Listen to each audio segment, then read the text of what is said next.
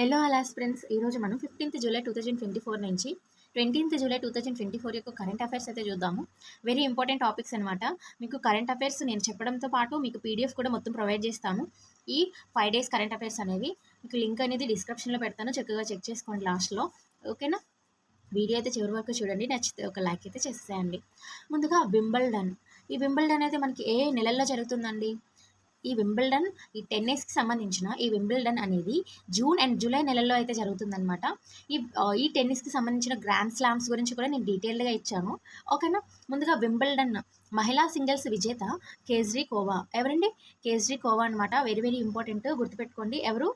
కేజ్రీకోవా. ఈవిడ check republic దేశానికి చెందిన వ్యక్తి అనమాట.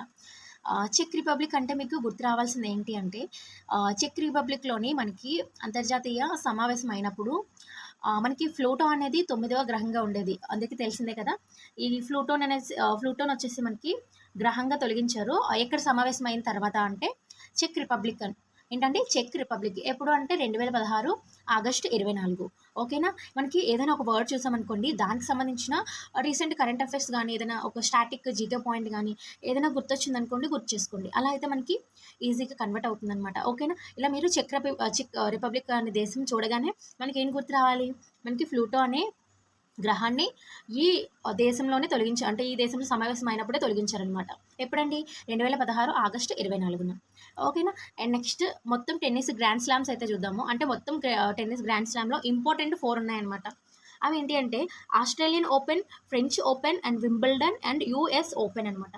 ఏంటంటే ఇదివరకే మనకి లాస్ట్ కరెంట్ అఫైర్స్లో ఫ్రెంచ్ ఓపెన్స్ అనేవి చూసాము. అండ్ నెక్స్ట్ ఇప్పుడు మనకి రీసెంట్ జూన్ జూలైలో అని మనకి వింబుల్డన్ అవుతుంది కాబట్టి వింబుల్డన్ చూస్తున్నాము. అండ్ నెక్స్ట్ మనకి యూఎస్ఏ ఓపెన్ అవుతుంది అనమాట. ఈ 4 కూడా మనకి చాలా ఇంపార్టెంట్. గుర్తుపెట్టుకోండి, మనకి ఏ నెలల్లో ఏం అడుగుతారని చెప్పేసి అడిగే ఛాన్స్ ఉంటుందన్నమాట. నేను ఇక్కడ మీకు డీటెయిల్గా ఇచ్చాను చూడండి. ఆస్ట్రేలియన్ ఓపెన్ అనేది జనవరి నెలలో జరుగుతుంది. ఆస్ట్రేలియన్ ఓపెన్ అనేది ఎప్పుడు జరుగుతుందండి? జనవరి నెలలో జరుగుతుంది. తర్వాత ఫ్రెంచ్ ఓపెన్ అనేది మే జూన్ నెలల్లో జరుగుతుందండి. ఏంటి? ఫ్రెంచ్ ఓపెన్ అనేది మే జూన్ నెలలో జరుగుతుందన్నమాట. అంటే మనకి అక్కడ ఉన్న పరిస్థితులను బట్టి ఏదైనా వర్షం వచ్చినా అలాంటప్పుడు కొంచెం ఎక్స్చేంజ్ అవుతూ ఉంటుంది, కానీ మ్యాక్సిమం ఇదే మంత్స్లో అయితే జరుగుతుంది. Next Wimbledon. ఈ వింబుల్డన్ అనేది కూడా జూన్ జూలై నెలలో అయితే జరుగుతుంది. నెక్స్ట్ యుఎస్ ఓపెన్ అనేది ఆగస్టు సెప్టెంబర్ నెలలో అయితే జరుగుతుంది అనమాట. ఓకేనా? ఇది మనకి ఇంపార్టెంట్. అండ్ నెక్స్ట్ వీటి గురించి చూద్దాము. ఆస్ట్రేలియన్ ఓపెన్ అనేది హార్డ్ కోర్ట్లో జరుగుతుంది అనమాట. ఏంటండి? ఆస్ట్రేలియన్ ఓపెన్ అనేది ఎక్కడ జరుగుతుంది? హార్డ్ కోర్ట్లో అయితే జరుగుతుంది. ఫ్రెంచ్ ఓపెన్ అనేది క్లే కోర్ట్లో జరుగుతుంది. వింబుల్డన్ వచ్చేసి మనకి గ్రాస్ కోర్ట్లో జరుగుతుంది. యుఎస్ ఓపెన్ అనేది హార్డ్ కోర్ట్లో జరుగుతుంది అనమాట. ఓకేనా? మనకి ఈ 4 కూడా important. Australian open, US open రెండు కూడా మనకి హార్డ్ కోర్ట్లోనే జరుగుతున్నాయి.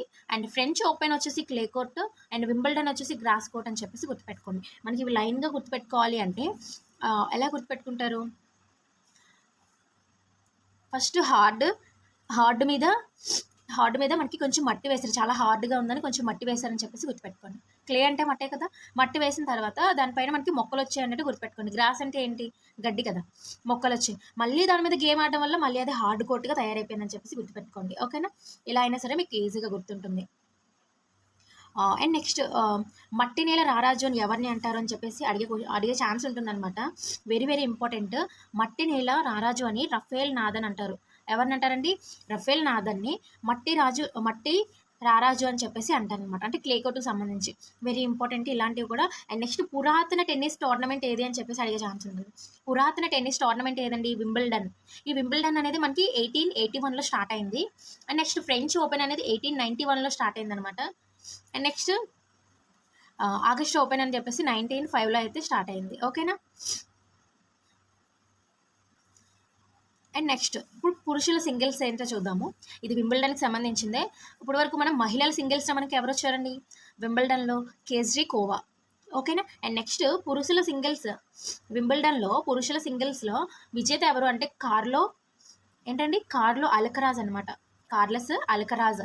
ఈయన స్పెయిన్ దేశానికి చెందినవాడు. ఏ దేశం అండి? స్పెయిన్ దేశానికి అయితే చెందినవాడు. వింబుల్డన్ చరిత్రలోని వరుసగా 2 సార్లు విజయం సాధించిన వ్యక్తి ఎవరు అంటే Carlos Alcaraz. Very very important. ఎందుకంటే వింబుల్డన్లో వరుసగా లాస్ట్ టైం ఏంటన్నా ఇప్పుడు కూడా ఇతనే విజయం సాధించాడు, కార్లస్ అల్కరాజ్. ఏ దేశం అని అడిగే ఛాన్స్ ఉంటుంది? స్పెయిన్. గుర్తుపెట్టుకోండి. అలానే కాకుండా మనకి లాస్ట్ మే జూన్లో జరిగిన ఫ్రెంచ్ ఓపెన్ అండ్ అలానే వింబుల్డన్ 2 గ్రాండ్ స్లామ్లో కూడా ఈయన గెలిచారంట. గుర్తుపెట్టుకోండి. మనకి ఫ్రెంచ్ ఓపెన్లో కూడా ఇతనే గెలిచారు అండ్ వింబుల్డన్లో కూడా ఇతనే గెలిచారు. వీటిని గ్రాండ్ స్లామ్స్ అని చెప్పేసి అంటారు. ఓకేనా, ఇది మనకి ఈ వింబుల్డన్కి సంబంధించిన పురుషులు స్త్రీలకు సంబంధించిన కరెంట్ అఫైర్ అనమాట. నెక్స్ట్ కరెంట్ అఫైర్ ఏంటో చూద్దాము. కోపా అమెరికా ఏంటండి, కోపా అమెరికా ఛాంపియన్గా అర్జెంటీనా నిలిచిందనమాట. కోపా అమెరికా అంటే అమెరికాకు సంబంధించిన కొన్ని దేశాలు అయితే ఈ కోపా అమెరికా అనే ఒక కాంపిటీషన్లోని పార్టిసిపేట్ చేస్తాయి. ఈ ఛాంపియన్షిప్లో ఎవరు గెలిచారు అంటే అర్జెంటీనా. ఎవరిపైన అంటే కొలంబో పైన. ఎవరిపైన అండి, కొలంబో పైన అర్జెంటీనా అయితే గెలిచింది. ఆతిథ్యం ఇచ్చిన దేశం ఏది అంటే అమెరికా. ఆతిథ్యం ఇచ్చిన దేశం ఏంటండి, అమెరికా. ఇది ఎన్నవ ఎడిసన్ అంటే మనకి 48వ ఎడిసన్. అండ్ అలానే అర్జెంటీనా ఎన్నిసార్లు గెలిచింది అంటే 16 సార్లు. ఇప్పుడు మనకి 16సారి ఇది గెలిచింది అనమాట అర్జెంటీనా అనేది. ఎప్పటి నుంచి ఎప్పటి వరకు జరిగాయి అంటే జూన్ 20 నుంచి జూలై 14 వరకు జరిగిన ఫుట్బాల్ టోర్నమెంట్. ఈ కోపా అమెరికా ఛాంపియన్షిప్ అనేది ఏంటండి, ఫుట్బాల్ టోర్నమెంట్ అనమాట. ఈ ఫుట్బాల్ టోర్నమెంట్లో మొత్తం ఎన్ని టీమ్స్ పాల్గొన్నాయి అంటే 16 టీంలు పాల్గొన్నాయి.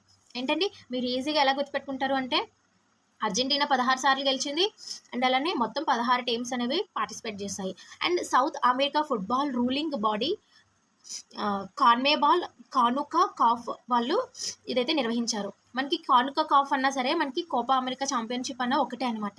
కానుకా కాఫ్ అని చెప్పి అడిగే ఛాన్స్ కూడా ఉంటుంది. కానుకా కాఫ్ అన్న కోపా అమెరికా ఛాంపియన్షిప్ అన్న రెండు ఒకటే.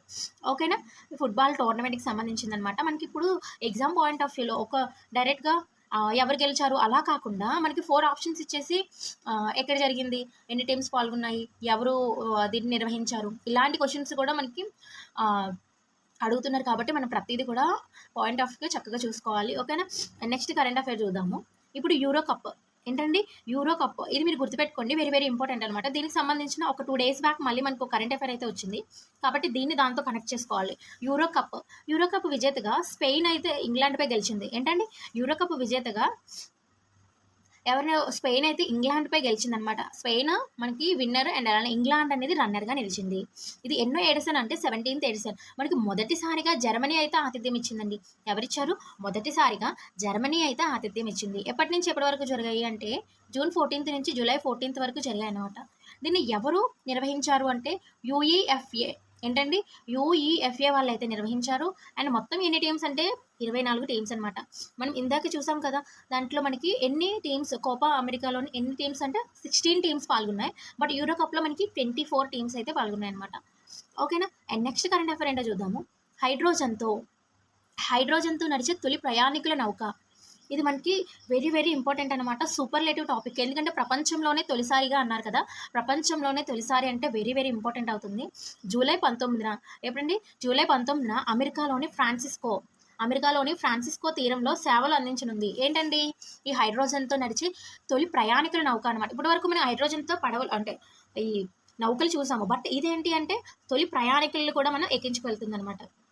ఈ నౌక పేరు ఏంటి, వెరీ వెరీ ఇంపార్టెంట్ అండి. నౌక పేరు ఏంటి అంటే ఎంవిసి చేంజ్.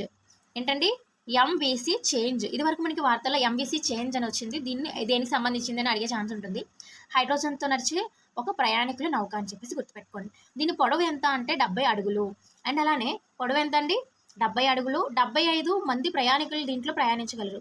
ఓకేనా, 70 అడుగులు 75 మంది ప్రయాణికులు దీంట్లో ప్రయాణించగలరు అనమాట. ఇది సూపర్లేటివ్ టాపిక్. అమెరికాలోని ఫ్రాన్సిస్కో తీరం గుర్తుపెట్టుకోండి, అమెరికాలోని Francisco. And next current affair ఏంటో చూద్దాము. జమ్మూ అండ్ కాశ్మీర్లో లెఫ్టినెంట్ గవర్నర్ ఎవరైతే ఉంటారో వాళ్ళకి అపరిమిత అధికారాలు అందిస్తూ కేంద్ర ప్రభుత్వం ఉత్తర్వులు జారీ చేసింది. ఇదివరకు మనకి వాళ్ళకైతే కొన్ని అధికారాలు లేవు. బట్ ఇప్పుడు ఎలాంటి అధికారాలు అంటే కలెక్టర్ని వీళ్ళే రూల్ చేయడం, పోలీసులు కంట్రోల్ చేయడం అన్ని చాలా వరకు కూడా ఇలాంటి అధికారాలన్నింటినీ కూడా కాశ్మీర్ లెఫ్టినెంట్ గవర్నర్ ఎవరండి, ఎల్జీ గవర్నర్ ఎవరైతే ఉంటారో ఈయనకి అపరిమిత అధికారాలు అయితే అందిస్తూ కేంద్రం ఉత్తర్వులు జారీ చేసిందనమాట. దీనికోసం కాశ్మీర్ పునర్వ్యవస్థీకరణ చట్టం 2019 నిబంధనలను సవరించింది. Very important. మనకి ఏ చట్టం ద్వారా సవరించారని అడిగే ఛాన్స్ ఉంటుంది. కాశ్మీర్ పునర్వ్యవస్థీకరణ చట్టం 2019. మనకి ఎప్పుడండి రద్దు చేశారు అంటే జమ్మూ అండ్ కాశ్మీర్ని ఒక స్టేట్ నుంచి 2 యూటీస్గా మనం విడదీసినప్పుడు. ఎప్పుడు అంటే ఆర్టికల్ 370ని ఎప్పుడు రద్దు చేశారు అంటే 2019 అక్టోబర్ 31 నుంచి రద్దు చేశారనమాట. ఏంటండి, ఆర్టికల్ 370. ఇది వెరీ ఇంపార్టెంట్. అప్పుడు మనకి రాష్ట్రంగా ఉండేటప్పుడు ఈ ఆర్టికల్ 370 అయితే విధులు నిర్వహించేది. ఈ ఆర్టికల్ 370ని రద్దు చేశారు. దాంతో కాశ్మీర్ యొక్క రాష్ట్రం యొక్క హోదా అనేది పోయి మనకి యూటీఎస్గా అయితే తయారయ్యాయి 2019 అక్టోబర్ 31 అనమాట. ఇది కూడా మనకి వెరీ ఇంపార్టెంట్. 2019 అనేది కాశ్మీర్ పునర్వ్యవస్థీకరణ చట్టం. అండ్ నెక్స్ట్ కరెంట్ అఫైర్ ఏంటో చూద్దాము. అదానీ ఏంటండి, అదానీ గ్రూప్ వియత్నంలో గ్రీన్ ఫీల్డ్ పోర్ట్ని అయితే నిర్వహించాలనుకుంటున్నారు. ఇది వరకు మనకి గ్రీన్ ఫీల్డ్ పోర్ట్ని ఎవరు నిర్వహించాలనుకుంటున్నారు వియత్నంలో అని అడిగే ఛాన్స్ ఉంటుంది. ఎవరండి? అదానీ గ్రూప్. ఎవరండి? అదానీ గ్రూప్. ఇంకా మనకి చర్చలు అయితే జరుగుతున్నాయి అనమాట. ఇంకా నిర్మించాలని అనుకుంటున్నారు. అండ్ నెక్స్ట్ కరెంట్ అఫైర్ ఏంటో చూద్దాము. ఒకే రోజు 11 లక్షల మొక్కలను అయితే నాటారంట. ఎవరండి? ఒకే రోజు 11 లక్షల మొక్కలు నాటి గిన్నీస్ రికార్డ్ అయితే సాధించారు. ఎవరు అంటే మధ్యప్రదేశ్లోని ఇండోర్ ప్రాంతం. ఏంటండి? మధ్యప్రదేశ్లోని ఇండోర్ ప్రాంతానికి సంబంధించిన వాళ్ళు అనమాట. అంటే కొన్ని కాలేజెస్ అండ్ స్కూల్స్ వాళ్ళ పిల్లల సహాయం తీసుకొని మొత్తం ఒకే రోజులో 11 లక్షల మొక్కలను మధ్యప్రదేశ్లోని ఇండోర్ ప్రాంతం, వెరీ ఇంపార్టెంట్. మధ్యప్రదేశ్ అని గుర్తుపెట్టుకుంటే సరిపోదు, ఈ ఇండోర్ ప్రాంతం అని చెప్పేసి గుర్తుపెట్టుకోండి. నాటడం వల్ల గిన్నీస్ రికార్డ్ అయితే సాధించారంట. ఏంటండి? గిన్నీస్ రికార్డ్ అయితే సాధించారు. మనం దీనికి సంబంధించిన ఆర్టికల్ ఏంటి కన్వర్ట్ చేసుకుందాం. ఏ ఆర్టికల్ అండి? ఆర్టికల్ 48A పర్యావరణం గురించి అయితే తెలియజేస్తుంది. ఆర్టికల్ 48A మనకి ఏదైనా ఒక టాపిక్ వచ్చిందంటే దానికి సంబంధించిన ఆర్టికల్ కూడా మనం కన్వర్ట్ చేసుకున్నాం అనుకోండి, మనకి ఎగ్జామ్ పాయింట్ ఆఫ్ వ్యూలో హెల్ప్ఫుల్ అవుతుంది అనమాట. ఏంటంటే ఆర్టికల్ 48A అనేది పర్యావరణం గురించి తెలియజేస్తుంది. మనకి ఈ 48 అనేది ఉండేది. 48A అనేది ఎలా చేర్చారండి? దీనికి మనం కంపల్సరీగా రాజ్యాంగ సవరణ అయితే చేయాలి. ఏ రాజ్యాంగ సవరణ అంటే 42వ రాజ్యాంగ సవరణ 1976లో ఈ 48Aని చేర్చారనమాట. గుర్తుపెట్టుకోండి, 42వ రాజ్యాంగ సవరణ 1976. ఓకేనా? అండ్ నెక్స్ట్ కరెంట్ అఫైర్ ఏంటో చూద్దాము. అంతర్జాతీయ క్రికెట్ నుంచి రిటైర్మెంట్ ప్రకటించిన మాజీ క్రికెటర్లు. ఎవరైతే మనకి అంతర్జాతీయ క్రికెటర్లు రిటైర్మెంట్ ప్రకటిస్తారో, ఇదివరకు మనకి 3 మెంబర్స్ అయితే రిటైర్మెంట్ ప్రకటించారు. వాళ్ళు అంటే అలాంటి వాళ్ళందరూ కూడా ఓన్లీ మన దేశం అనే కాదు, అన్ని దేశాల్లో క్రికెట్ నుంచి రిటైర్మెంట్ ప్రకటించే మాజీ క్రికెటర్లు ఆడే world champions of the legends. ఏంటండి? మనకి ఈ క్వశ్చన్ అడిగే ఛాన్స్ ఉంటుంది. ఏంటి? అంతర్జాతీయ క్రికెట్ నుంచి రిటైర్మెంట్ ప్రకటించిన మాజీ క్రికెటర్లు ఏ ఛాంపియన్షిప్ని ఆడతారని చెప్పేసి అడిగే ఛాన్స్ ఉంటుందన్నమాట. ఏంటి? World championship of legends. ఏంటండి? వరల్డ్ ఛాంపియన్షిప్ ఆఫ్ లెజెండ్స్ టైటిల్లో భారత్ అయితే కైవసం చేసుకుంది. మన భారతదేశానికి టైటిల్ అయితే వచ్చిందనమాట. ఎవరు ఆధ్వర్యంలో అంటే యువరాజ్ సింగ్ సారథ్యంలో టీమిండియా ఫైనల్స్లో 5 వికెట్ల తేడాతో పాకిస్తాన్ అయితే ఓడించిందనమాట. మనం ఎవరిపైన గెలిచామండి? పాకిస్తాన్ పైన మనం అయితే గెలిచాము. ఈ ఛాంపియన్షిప్ ఏంటి అని చెప్పేసి అడిగే ఛాన్స్ ఉంటుంది. గుర్తుపెట్టుకోండి. ఎప్పటి నుంచి ఎప్పటి వరకు జరిగాయంటే జూలై 3 నుంచి 13th వరకు కూడా ఈ మ్యాచ్లు అయితే జరిగాయి అనమాట. ఓకేనా? వెరీ ఇంపార్టెంట్ అండి. అండ్ నెక్స్ట్ కరెంట్ అఫైర్స్ ఏంటో చూద్దాము. ఇప్పుడు మనకి దీంతో 15th జూలై 2024 యొక్క కరెంట్ అఫైర్స్ అయితే కంప్లీట్ అయిపోయాయి. ఇప్పుడు 16th జూలై 2024 యొక్క కరెంట్ అఫైర్స్ అయితే చూద్దాము. శ్రీలంక. ఏంటండి? మనకి శ్రీలంక అండ్ భారత్ మధ్య రామసేతు, అంటే మనకి లంకకు సీతను తీసుకువెళ్ళిన తర్వాత రాముడు ఒక వంతెన వేసుకొని వానర సైన్యంతో సీత దగ్గరికి వెళ్ళారని చెప్పేసి మనం స్టోరీస్లో చాలా వరకు వినే ఉంటాం. బట్ అది నిజమో కాదు అని చెప్పేసి మనకైతే తెలియదు. బట్ భారత శ్రీలంక మధ్య రామసేతు వంతెన నిజమేనని, ఏంటండి? భారత శ్రీలంక మధ్య రామసేతు వంతెన నిజమేనని భారత అంతరిక్ష పరిశోధన సంస్థ ఇస్రో అయితే తెలిపింది. ఇస్రో ఎలా తెలిపింది అంటే ఇది వెరీ ఇంపార్టెంట్. అమెరికాకు చెందిన ఉపగ్రహం ఐసాట్, ఏంటండి? ఐసాట్-2. ఈ ఐసాట్-2 డేటాను వినియోగించి అయితే తెలిపారనమాట. ఇది అమెరికాకు చెందిన ఉపగ్రహం. ఇది వరకు మనకి వార్తల్లో వచ్చిన అమెరికాకు చెందిన ఐసాట్-2 ఏ దేశానికి చెందింది అని చెప్పేసి అడిగే ఛాన్స్ ఉంటుంది. అండ్ అమెరికా అండ్ అలానే కాకుండా భారత శ్రీలంకల మధ్య రామసేతు వంతెను ఏ శాటిలైట్ ఏ ఉపగ్రహం ద్వారా మీరు కనుక్కున్నారు అని చెప్పేసి అడిగే ఛాన్స్ ఉంటుంది. ఐసాట్-2 వెరీ వెరీ ఇంపార్టెంట్ అండి ఇది. అండ్ నెక్స్ట్ ఈ వంతెన ఎక్కడి నుంచి ఎక్కడి వరకు విస్తరించి ఉందో చూద్దాము. తమిళనాడులోని ఆగ్నేయ దిక్కులోని ధనుష్కోటి నుంచి శ్రీలంక మన్నార్ ద్వీపంలోని తలై మన్నార్ వరకు కూడా మొత్తం 29 కిలోమీటర్ల పొడవు అయితే విస్తరించి ఉందంట. అండ్ అలానే సముద్ర గర్భం నుంచి 8 మీటర్ల ఎత్తుతో కలిగి ఉంది. మనకి వెరీ ఇంపార్టెంట్. 29 కిలోమీటర్ల పొడవు, 8 కిలోమీటర్లు మనకి సముద్ర గర్భం నుంచి అయితే ఉందన్నమాట. ఇది మనకి భారత శ్రీలంక మధ్య రామసేతు వంతెన. అండ్ నెక్స్ట్ కరెంట్ అఫైర్ ఏంటో చూద్దాము. దేశవ్యాప్తంగా సాధారణ టీకాల కార్యక్రమం ట్రాకింగ్ మరియు నమోదు కోసం ఆగస్టు చివరి నాటికి ఒక పోర్టల్ అయితే అందుబాటులోకి రానుంది. యూవిన్ పోర్టల్. ఏంటండి? యూవిన్ పోర్టల్ అనమాట. ఈ పోర్టల్ దేనికి యూజ్ అంటే టీకాలకు సంబంధించి. మనకి ఎలా అడుగుతారు క్వశ్చన్? యూవిన్ పోర్టల్ దేనికి సంబంధించిందని చెప్పేసి అడిగే ఛాన్స్ ఉంటుంది. టీకాల కార్యక్రమం అండ్ ట్రాకింగ్కి సంబంధించిందనమాట. ఇది మనకు ఆగస్టు చివరి నాటికి వచ్చే ఛాన్స్ ఉంటుందని చెప్పేసి తెలిపారు. వెస్ట్ బెంగాల్ మినహా మిగతా రాష్ట్రాలు, కేంద్రపాలిత ప్రాంతాలు అన్నిటికీ కూడా ఇది అమలు చేస్తున్నారని చెప్పేసి చెప్పారనమాట. ఓకేనా, యూవిన్ portal. And next current affair ఏంటో చూద్దాము. భూమిపైన ఉన్నట్లుగానే చంద్రుడిపైన కూడా ఒక శాటిలైట్ నావిగేషన్ వ్యవస్థను ఏర్పాటు చేసేందుకు చైనా శాస్త్రవేత్తలు అయితే ప్రణాళికలు రూపొందిస్తున్నారు. భూమిపైన మనకి శాటిలైట్స్ ఎలా అయితే ఏర్పాటు చేశారో అలానే చంద్రుడిపైన కూడా శాటిలైట్ నావిగేషన్ సిస్టమ్ను ఏర్పాటు చేస్తామని చైనా శాస్త్రవేత్తలు అయితే ప్రణాళికలు రూపొందించుకుంటున్నారు. ఎవరు అంటే Beijing institute of spacecraft system ఇంజనీరింగ్కి సంబంధించిన బృందం అనమాట. మొత్తం ఎన్ని చంద్రుడి చుట్టూ 21 ఉపగ్రహాలను అయితే ఏర్పాటు చేయాలని అయితే వీళ్ళు అనుకుంటున్నారంట. ఏంటండి, 21 ఉపగ్రహాలను చంద్రుడిపై చుట్టూ పెట్టాలని Beijing institute of spacecraft system engineering వాళ్ళు అయితే అనుకుంటున్నారనమాట. ఇది కూడా మనకి important. And next current affair ఏంటో చూద్దాము. కర్చీ పూజ ఏ ప్రాంతానికి సంబంధించిందని చెప్పేసి అడిగే ఛాన్స్ ఉంటుంది. త్రిపుర రాష్ట్రానికి సంబంధించింది. అండ్ నెక్స్ట్ కరెంట్ అఫైర్ ఏంటో చూద్దాము. దిశ అంటే designing innovative solution for holistic axis for justice అనమాట. దీనిలో భాగంగా హమారా సంవిధాన్ హమారా సమాన్ అనే ఒక క్యాంపెయిన్ అయితే తీసుకొచ్చారు. దిశలో భాగంగా ఏ క్యాంపెయిన్ మనం తీసుకొచ్చారు అంటే హమారా సంవిధాన్ హమారా సమాన్ అనే ఒక క్యాంపెయిన్ అయితే తీసుకొచ్చారనమాట. ఎప్పటి నుంచి అండి? ఇది జూలై 16 అయితే ఉత్తరప్రదేశ్ ప్రయాగరాజ్లో ప్రారంభించారు. ఈ ప్రారంభించిన డేట్ అండ్ అలానే ప్లేస్ కూడా ఇంపార్టెంట్. హమారా సంవిధాన్ హమారా సమాన్ క్యాంపెయిన్ ఎక్కడ నిర్వహించారు, ఫస్ట్ ఎక్కడ ప్రారంభించారు అంటే ఉత్తరప్రదేశ్, జమ్మూ అండ్ కాశ్మీర్లో. 30 ఏళ్ల తర్వాత అనంతనాగ్లో, ఎక్కడండి? అనంతనాగ్లో ఉమా భగవతి అమ్మవారి యొక్క ఆలయం అయితే తెరుచుకుంది. వెరీ ఇంపార్టెంట్ అనమాట. మనకి 30 years తర్వాత మనకి ఈ టెంపుల్ అనేది తెరుచుకుంది కాబట్టి ఈ టెంపుల్ నేమ్ ఇచ్చి ఎక్కడ ఓపెన్ అయిందని చెప్పేసి అడిగే ఛాన్స్ అయితే ఉంటుందన్నమాట, గుర్తుపెట్టుకోండి. అండ్ నెక్స్ట్ కరెంట్ అఫైర్ ఏంటో చూద్దాము. World audio visual entertainment summit అనమాట. World audio visual entertainment summit అనేది 2024 నవంబర్లో అయితే ఎక్కడ జరగనుంది అంటే గోవాలో జరగనుందండి. ఇది మొదటిసారి జరుగుతుంది world audio visual entertainment summit అనమాట, గుర్తుపెట్టుకోండి. ఓకేనా. అండ్ నెక్స్ట్ కరెంట్ అఫైర్ ఏంటో చూద్దాము. బిఎస్ఎన్ఎల్ ఏంటండి? బిఎస్ఎన్ఎల్ యొక్క సిఎండిగా ఎవరు అయితే ఎన్నికయ్యారు అంటే రాబర్ట్ జే రవి. ఎవరండి? రాబర్ట్ జే రవి అయితే నియమితులయ్యారు. అండ్ నెక్స్ట్ ఇండియా T20లో 150 విజయాలను పూర్తి చేసిన మొదటి టీంగా నిలిచింది. ఇండియా ఏంటండి 150 విజయాలను పూర్తి చేసిన మొదటి టీంగా మన ఇండియా T20 టీం అయితే గెలిచిందనమాట, గుర్తుపెట్టుకోండి. నెక్స్ట్ జర్మనీ ఫుట్బాల్ దిగ్గజం థామస్ మొల్లర్ కెరీర్కి వీడ్కోలు. మనం స్టార్టింగ్లో మనం కరెంట్ అఫైర్స్లో చూసాం కదా, జర్మనీలో జరిగాయని చెప్పేసి. జరిగిన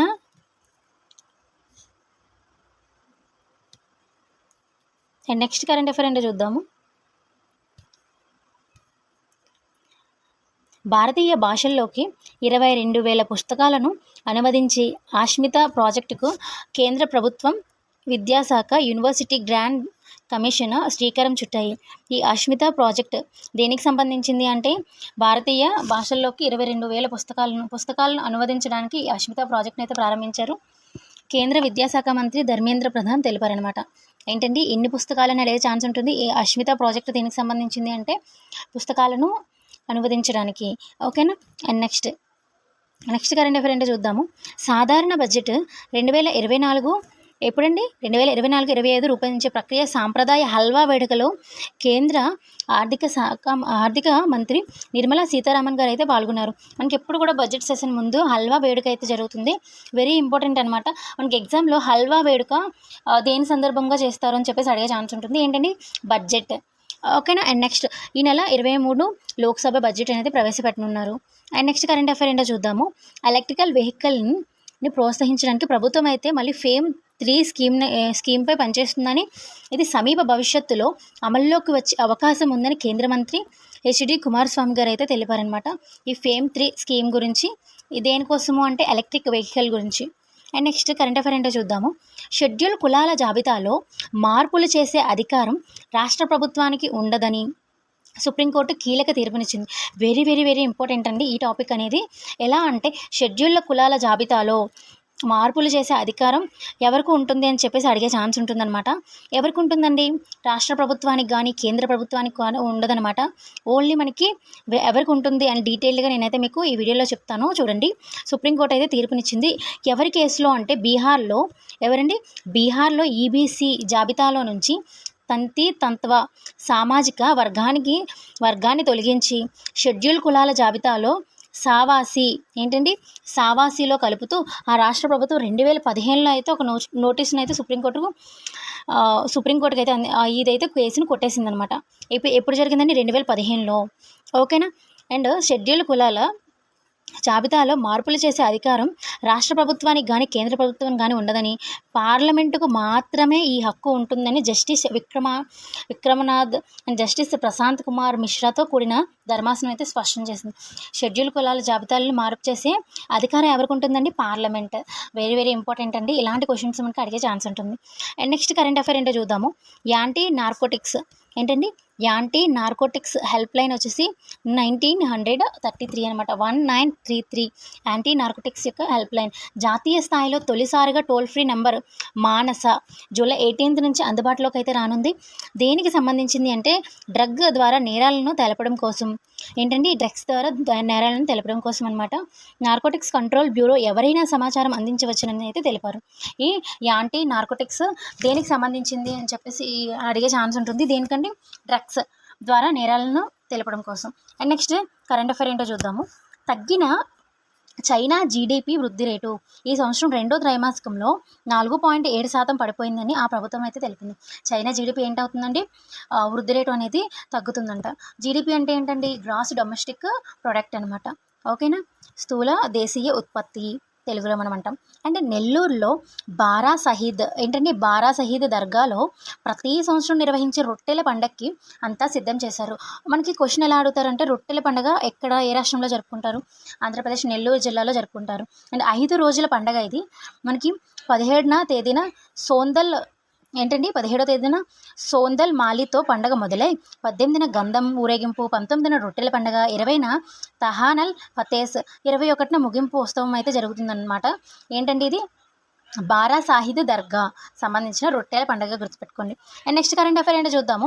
రిపబ్లిక్ అభ్యర్థిగా జేడీ వాన్స్ అమెరికా ఉపాధ్యక్షులు రేసులో అయితే ఉన్నారు. రిపబ్లిక్ అభ్యర్థిగా ఒక జేడీ వాన్స్ అనమాట. ఈయన అమెరికాకు సంబంధించి ఉపాధ్యక్షులుగా రేసులో ఉన్నారు. ఆమె భార్య ఉషా చిలుకూరి. ఈ ఉషా చిలుకూరి భారతదేశానికి చెందిన సంతతికి చెందిన వ్యక్తి అనమాట. ఈ జేడీ వాన్స్ రాసిన ఇంపార్టెంట్ బుక్ ఏంటి అంటే హీల్ బిన్నీ ఎలేగి. మనకి ఈయన వార్తల్లో ఉన్నారు కాబట్టి మనకి ఈయన రచించిన పుస్తకం అడిగే ఛాన్స్ ఉంటుందన్నమాట. జేడీ వాన్స్ రాసిన పుస్తకం ఏంటండి? హిల్ బిన్నీ ఎలేగి. ఉపాధ్యక్ష రేసులో జేడీ వాన్స్ ఉన్నారు రిపబ్లిక్ అభ్యర్థిగా. అదే అధ్యక్ష రేసులో ఎవరున్నారంటే డొనాల్డ్ ట్రంప్. ఓకేనండి. డొనాల్డ్ ట్రంప్ గారు అయితే అధ్యక్ష రేసులో అయితే ఉన్నారు. ఓకేనా. అండ్ నెక్స్ట్ కరెంట్ అఫైర్ ఏంటో చూద్దాము. ఇప్పుడు మనం 18th జూలై 2024 యొక్క కరెంట్ అఫైర్స్ అనమాట. ప్రస్తుత ఆర్థిక సంవత్సరానికి 2024-25 భారత వృద్ధి అంచనాలలో ఎటువంటి మార్పు లేకుండా 7% ఉందని ఎవరు తెలిపారండి?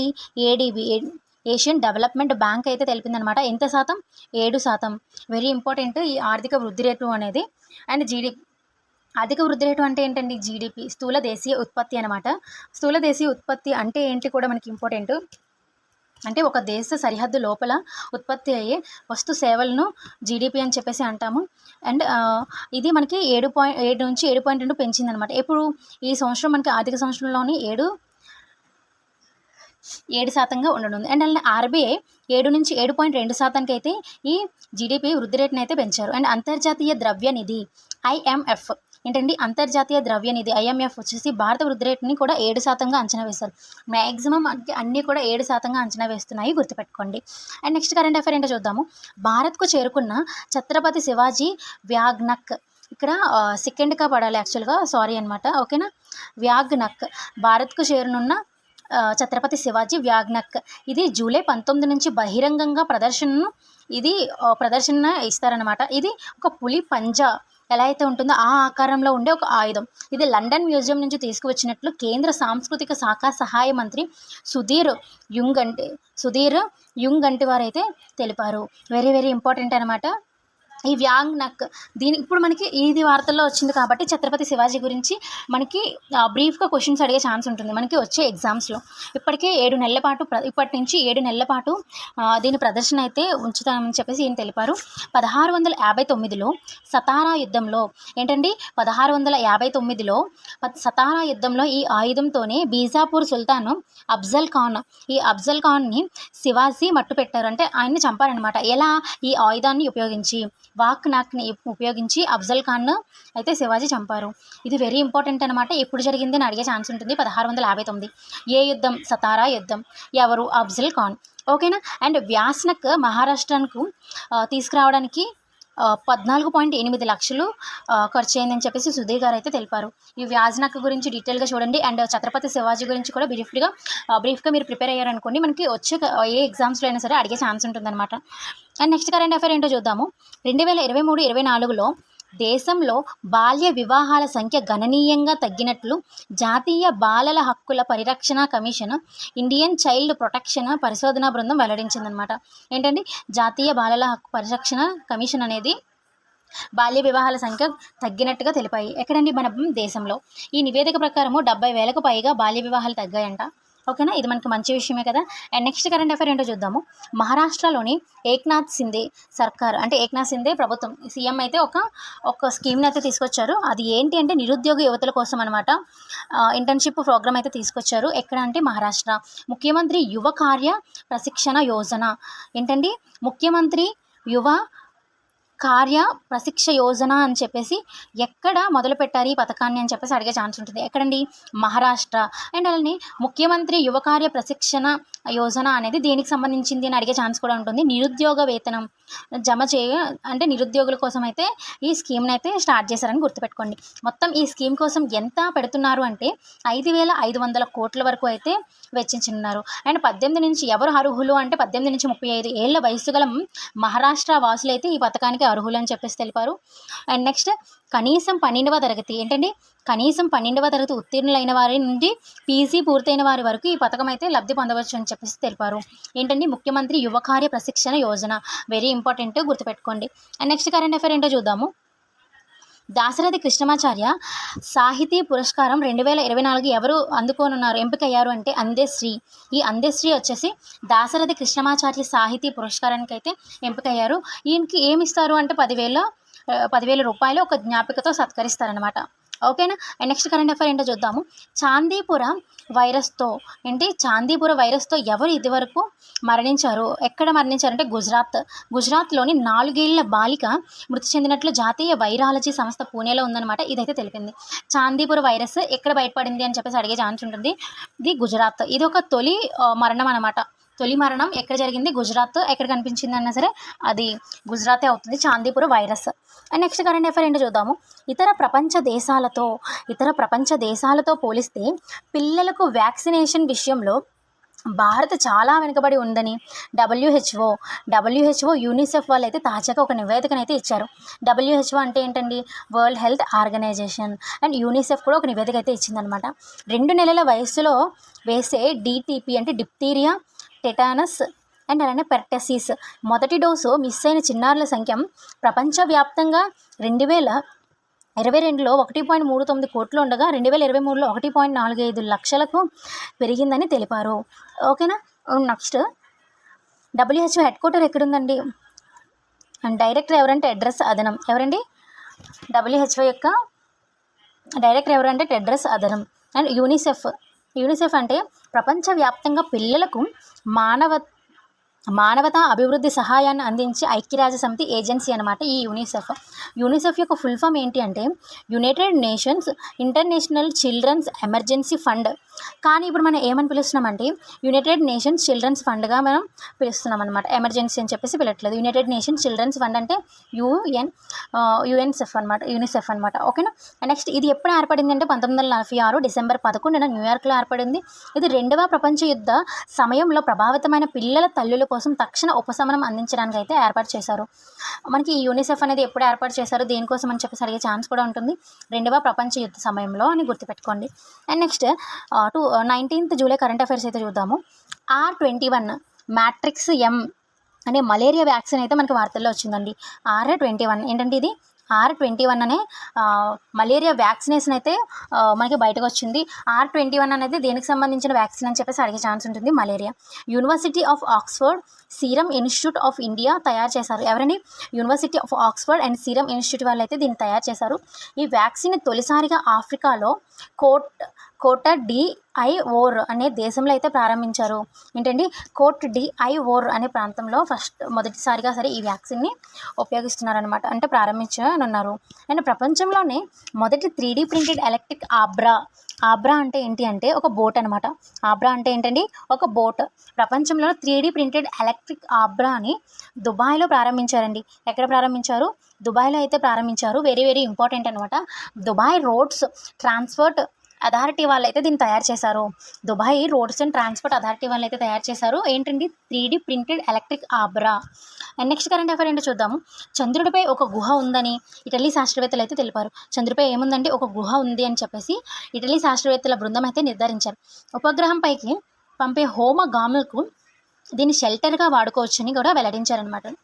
నాసా అమెరికా అంతరిక్ష పరిశోధనా సంస్థ 1969లో ప్రయోగించిన అపోలో 11 చంద్రుడిపై దిగిన ప్రదేశానికి సమీపంలోనే ఉందని వెల్లడించారు. చంద్రుడిపైకి సీ ఆఫ్ ట్రంక్విలిటీ అనే ప్రదేశానికి 400 కిలోమీటర్ల దూరంలో ఈ గొయ్యి ఒక గుహలాగా ఉందని తెలిపారనమాట. ఎవరు అంటే ఇటలీ శాస్త్రవేత్తలు. అండ్ నెక్స్ట్ కరెంట్ అఫైర్ ఏంటో చూద్దాము. ఉత్తరాఖండ్ మొదటిసారిగా డెహ్రాడూన్లో పక్షుల గ్యాలరీని అయితే ఏర్పాటు చేశారు. మనకి ఉత్తరాఖండ్ అనేది వెరీ ఇంపార్టెంట్. మొదటి నేషనల్ పార్క్ కూడా అక్కడే ఏర్పాటు చేశారు, జిమ్ కార్బెట్ నేషనల్ పార్క్. ఓకేనా? అండ్ మొట్టమొదటి పక్షుల గ్యాలరీ కూడా అక్కడే ఏర్పాటైంది. ఎక్కడ అంటే ఉత్తరాఖండ్ డెహ్రాడూన్లో. అండ్ హరేలా, ఈ పండుగను ఉత్తరాఖండ్లో అయితే జరుపుకునే ఒక పండుగ. హరేలా అని చెప్పేసి ఇది కూడా మనకి రీసెంట్గా వార్తల్లో వచ్చింది. ఇది ఉత్తరాఖండ్లో జరుపుకునే ఒక పండుగ. అండ్ నెక్స్ట్ కరెంట్ అఫైర్ ఏంటో చూద్దాము. 2వ Asia Pacific ministerial conference on civil ఏవియేషన్కి భారత్ ఆతిథ్యం అయితే ఇవ్వనుంది. ఏంటండి?